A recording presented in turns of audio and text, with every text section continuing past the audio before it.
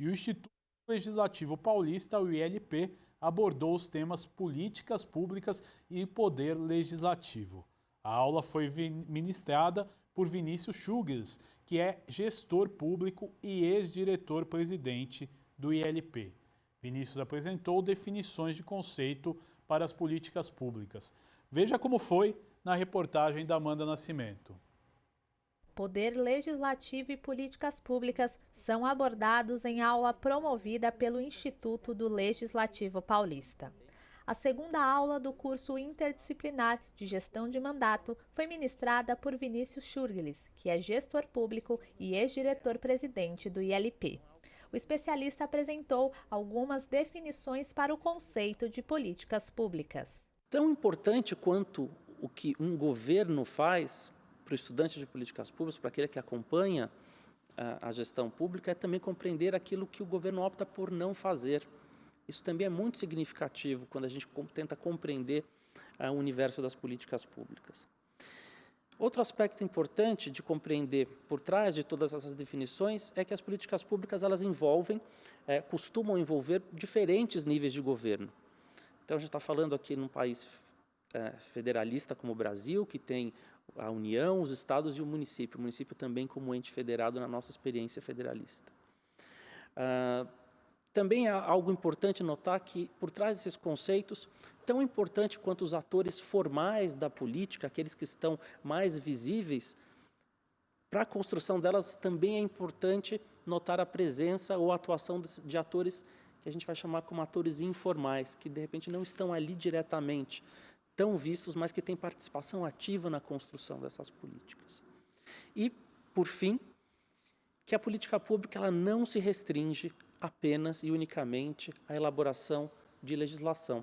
Vinícius explicou os elementos necessários para que uma ação possa ser formulada. Vou citar 3 grandes grupos aqui. O primeiro deles são os partidos políticos.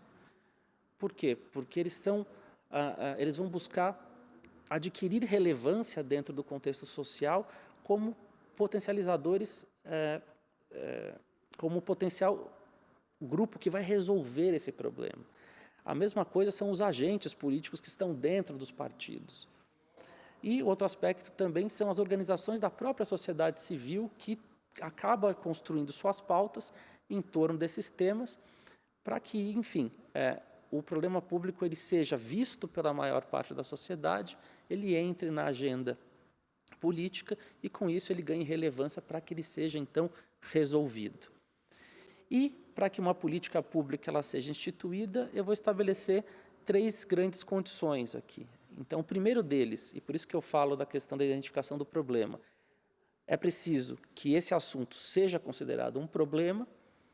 Em segundo lugar, além de ser um problema, ele tem que ser objeto de atenção governamental, ou seja, o governo precisa querer atuar sobre ele, né? E por fim, né, não só de atenção, mas ele precisa também ser objeto de ação, de decisão política, de decisão administrativa, para que a política pública seja pensada, para que a política pública seja instituída. Por fim, o palestrante destacou a importância do poder legislativo na criação de políticas públicas. É a atribuição do legislativo fiscalizar e avaliar a execução orçamentária, isso é muito importante. Ele fiscaliza também as entidades da administração direta e indireta. Ele acompanha o desenvolvimento do poder executivo e como ele tem atuado ou como ele atua.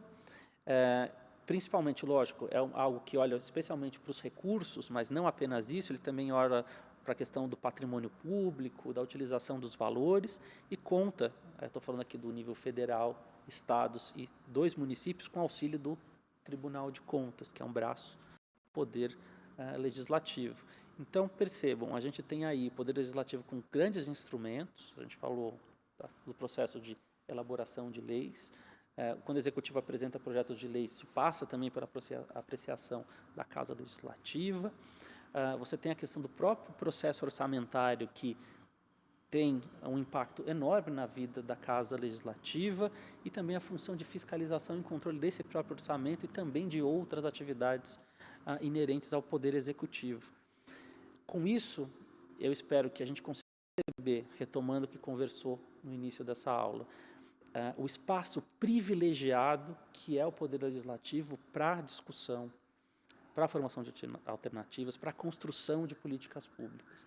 Lembrando que também o Poder Legislativo, como representa o povo, também faz uso de instrumentos como consultas públicas, audiências públicas, tudo isso para gerar esclarecimentos sobre temas, sobre políticas, e com isso a gente consiga produzir os melhores resultados possíveis desse tensionamento natural que são as políticas públicas. O curso tem como objetivo o aperfeiçoamento para a gestão e organização de mandatos parlamentares. As aulas contam com a participação de especialistas em diversos temas e são transmitidas pela rede Alesp.